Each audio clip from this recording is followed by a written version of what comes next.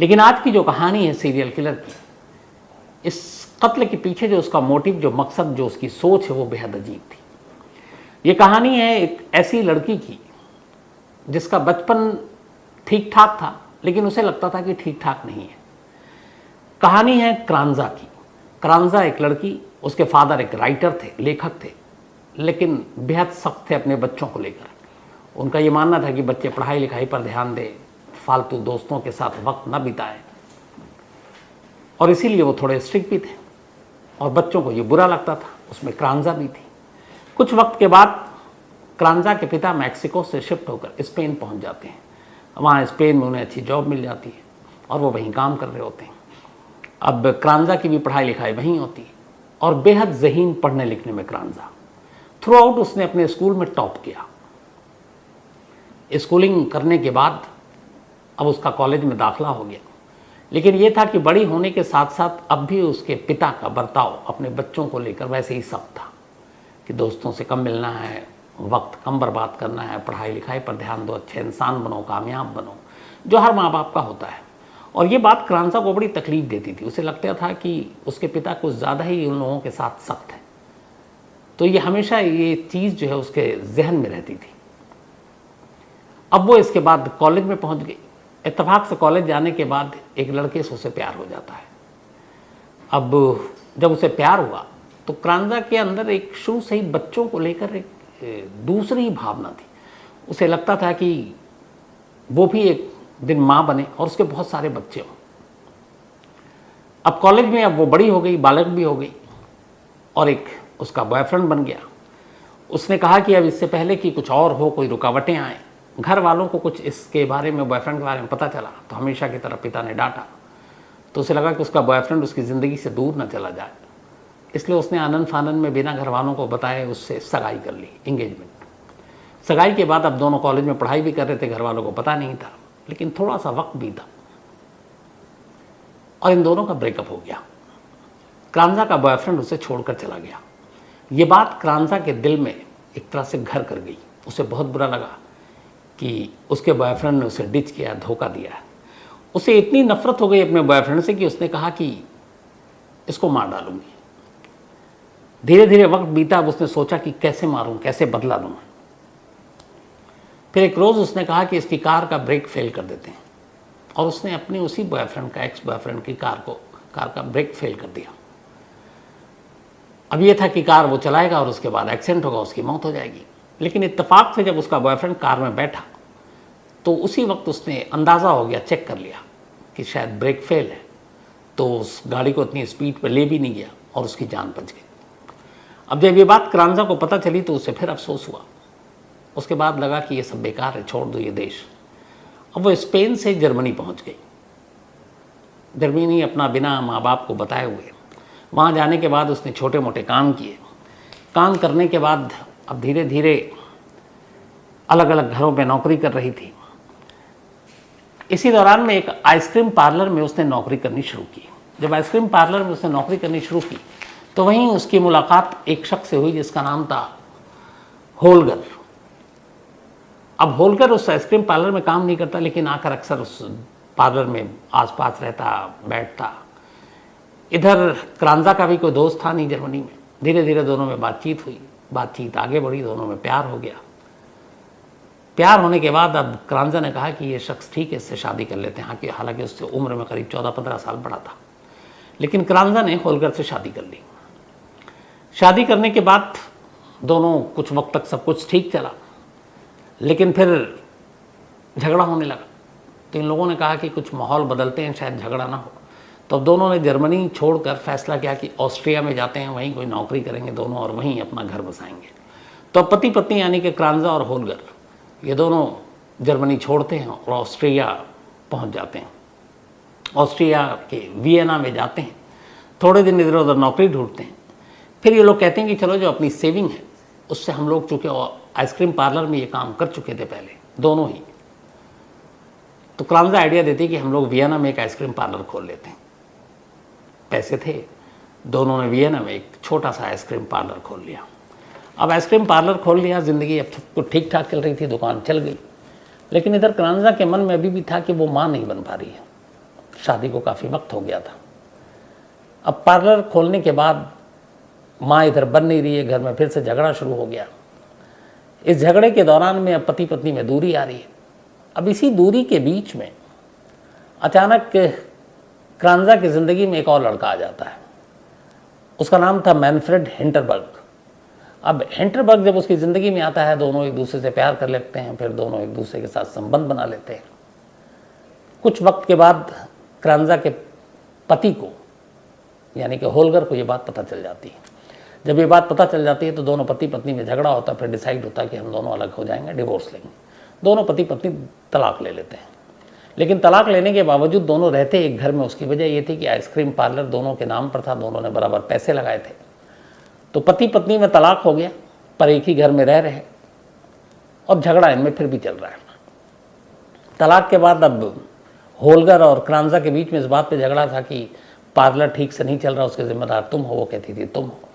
अब इधर डिवोर्स से पहले ही उसकी ज़िंदगी में एक दूसरा लड़का आ गया था, यानी क्रांजा की ज़िंदगी का यह तीसरा शख्स था। अब वो उससे मिलती जुलती, उसके साथ वक्त बिताती।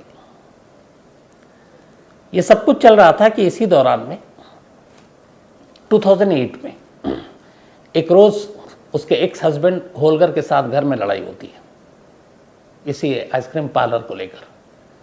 अच्छा, इससे पहले होलगर को एक शौक था शूटिंग का। वो खाली वक्त में जाता और शूटिंग रेंज में वो गोलियां चलाना, शूटिंग रेंज में जो सीखते हैं, तो कई बार उसके साथ क्रांजा भी जाती और वो भी सीखती। तो ये अक्सर शौक था। इनके पास घर में पिस्टल भी थी, लाइसेंसी। 2008 में आइसक्रीम पार्लर को लेकर अब दोनों में झगड़ा हो रहा है। इधर क्रांजा की ज़िंदगी में एक नया नौजवान हिंटरबर्ग आया हुआ है। उस झगड़े के दौरान अचानक गुस्से में क्रांजा जो है दूसरे कमरे में जाती है, पिस्टल उठाती है और सीधे आती है और अपने एक हस्बैंड होलगर के सर में एक के बाद एक 3 गोली मारती है। होलगर की मौके पर ही मौत हो जाती है। अब मौत के बाद पहली बार क्रांजा घबराती है, उसे लगता है उसने ये क्या किया। फिर बड़े तसल्ली से सोचती है कि अब आगे क्या करूं। इसके बाद उस लाश को वहीं कमरे में रखती है, कोई आता जाता तो था नहीं। फिर रात वहीं बिताती है। अगला दिन होता है, मार्केट जाती है। फिर वैसे ही जैसे आफ्ताब ने श्रद्धा के लिए किया था, कुछ पॉलीथीन खरीदती है, कुछ आरी खरीद कर लेकर आती है, बॉडी कटर और ये सारी चीज़ें। उसके बाद लाश के टुकड़े करती है। लाश के टुकड़ों को वो एक बाथटब में रखती है और फिर बाजार जाती है। और बाजार से अब वो कंक्रीट के पेस्ट, एक तरह से आप कहते हैं ना जब प्लास्टर होता है, घर बनता है तो सीमेंट और ये सारी चीज़ों का, तो अब बाथटब पे वो सारे कंक्रीट के पेस्ट को लगाना शुरू कर देती है। अब बाथटब के अंदर लाश के टुकड़े हैं, ऊपर से उसने कंक्रीट के सारे पेस्ट लगा दिए। अब उसे लगा कि ये पेस्ट को घर पे यहाँ पर रखना तो ठीक है नहीं। अच्छा, इत्तेफाक से इससे पहले ये हुआ कि जो उसका तीसरा बॉयफ्रेंड बना हिंटरबर्ग, उसके आइसक्रीम फ्रीज़र का बिजनेस था। तो आइसक्रीम फ्रीज़र का जो बिजनेस था, तो कुछ फ्रीज़र इन लोगों ने वहीं लिए थे, आइसक्रीम अपना जो इनका पार्लर था। तो जिस जगह पे आइसक्रीम पार्लर था उसके बेसमेंट में ये लोग फ्रीज़र रखते थे और उसी के ऊपर इनका घर था, क्रांजा का। तो इसने पति का कत्ल करने के बाद अब उसको बाथटब में बॉडी के टुकड़े किए और ऊपर से कंक्रीट के पेस्ट डालकर उसको बिल्कुल हार्ड बना दिया, सीमेंटेड। फिर अगले दिन 2 मजदूर को बुलाया और कहा कि इस बाथटब को उठाकर बेसमेंट में ले चलो। और बेसमेंट में ले जाने के बाद उसने एक बड़े से फ्रीजर में उस बाथटब को रखवा दिया। बड़े बड़े फ्रीजर थे और फ्रीजर को बंद कर दिया। इसके बाद वो अपनी ज़िंदगी में फिर से मगन हो गई, मस्त हो गई। और अब उसका जो तीसरा बॉयफ्रेंड था हिंटरबर्ग, उसके साथ रोक टोक करने वाला कोई था नहीं। तो वो उसके साथ अब अपना रहने लगी और आइसक्रीम पार्लर का धंधा भी ठीक ठाक चल रहा था। लेकिन अब हिंटरबर्ग से पति की मौत के बाद, एक हस्बैंड की मौत के बाद, जब वो ज़्यादा उसके साथ रहने लगी, करीब रहने लगी, तब अचानक क्रांजा को एक राज पता चला। उसे पता चला कि हिंटरबर्ग की ज़िंदगी में और भी कई लड़कियां। ये बात उसे बहुत बुरी लगी, बड़ा गुस्सा आया। उसने कहा कि इसके चक्कर में, अच्छा, उसने अपने हिंटरबर्ग को रिझाने के लिए प्लास्टिक सर्जरी, अपने नोज़ और बाकी चीज़ों पे भी किए, काफ़ी पैसे खर्च किए ताकि वो सिर्फ उसी का होकर रहे। लेकिन जब उसे ये सच्चाई पता चली तो उसे बहुत गुस्सा आया। उसे लगा कि ये मुझे ठग रहा है, और इसी के बाद फिर 2008 में पहले मर्डर के 3 महीने के बाद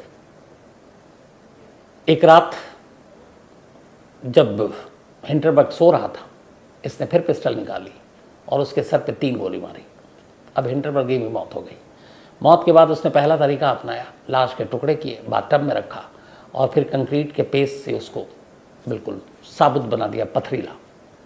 और फिर मजदूर बुलाया, मजदूर को बुलाकर कहा कि नीचे बेसमेंट में रख दो, और बेसमेंट में ले जाकर फ्रीज़र में डाल दिया। 3 महीने के अंदर 2 लाश, दोनों फ्रीज़र में, ऊपर आइसक्रीम पार्लर। अब वो जो बेसमेंट था, वो बेसमेंट ऐसा था कि उसमें और भी दुकानों के फ्रीज़र रखे हुए थे, तो जिसके जरिए लोग अपना अपना काम करते थे। और बेसमेंट ऐसा था कि कॉमन था, कोई भी उसमें आ जा सकता था।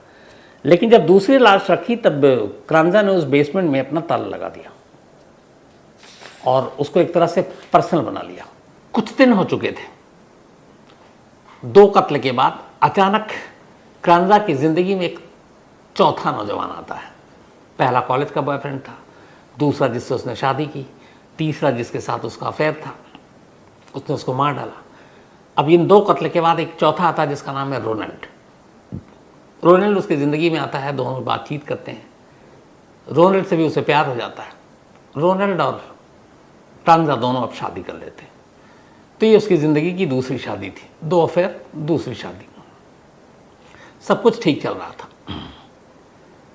इस दूसरी शादी के बाद क्रांजा को दुनिया की सबसे बड़ी खुशी मिलती है।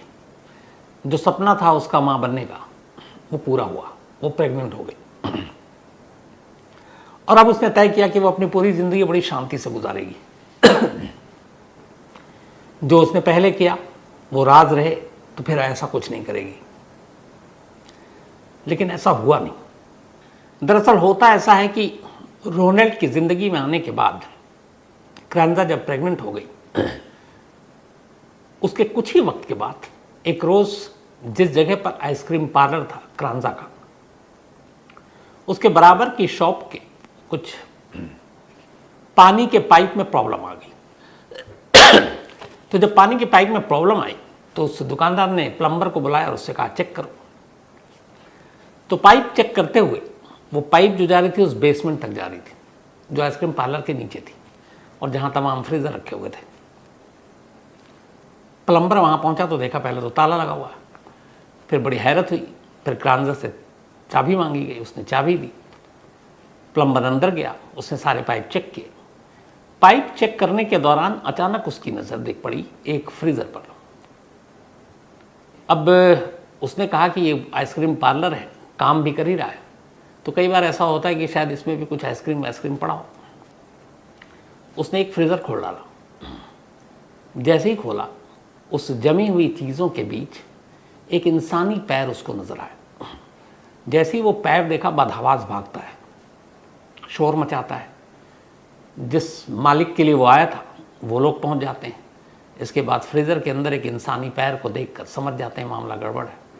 फ़ौरन पुलिस को इन्फॉर्म किया जाता है।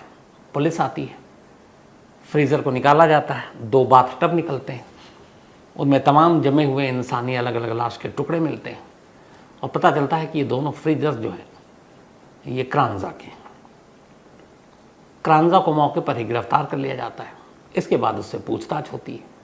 जब पूछताछ होती है तो फिर पता चलता है कि इस दौरान में क्रांजा का जो एक्स हस्बैंड था, जिससे डिवोर्स हो गया, वो गायब था। तो उसके दोस्त भी ढूंढ रहे थे और जो दूसरा एक है वो भी गुम था, उसके घर वाले भी ढूंढ रहे थे। तो फिर कुछ चीज़ों से पता चल गया कि ये दोनों लाशें किसकी है और क्रांजा ने फिर एक्सेप्ट कर लिया कि हाँ, उसने ये दोनों कत्ल किए। इसके बाद मुकदमा चला। 2010 में क्रांजा को अदालत ने उम्र कैद की सज़ा सुनाई।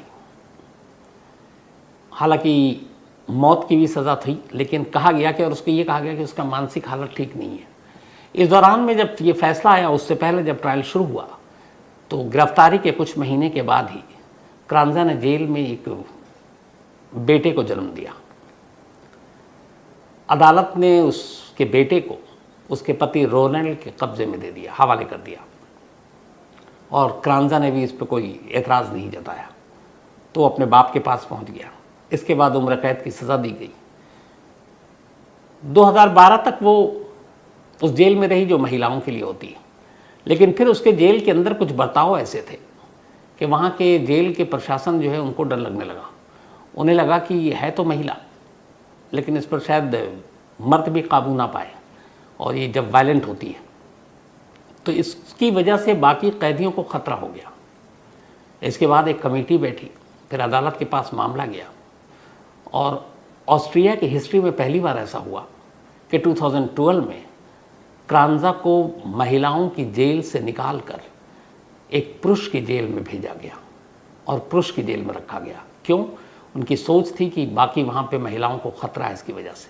तो 2012 में क्रांजा का नाम फिर से सुर्खियों में इसीलिए आया था कि ये वियना की हिस्ट्री में पहली बार था जब किसी महिला को किसी पुरुष जेल में भेजा गया।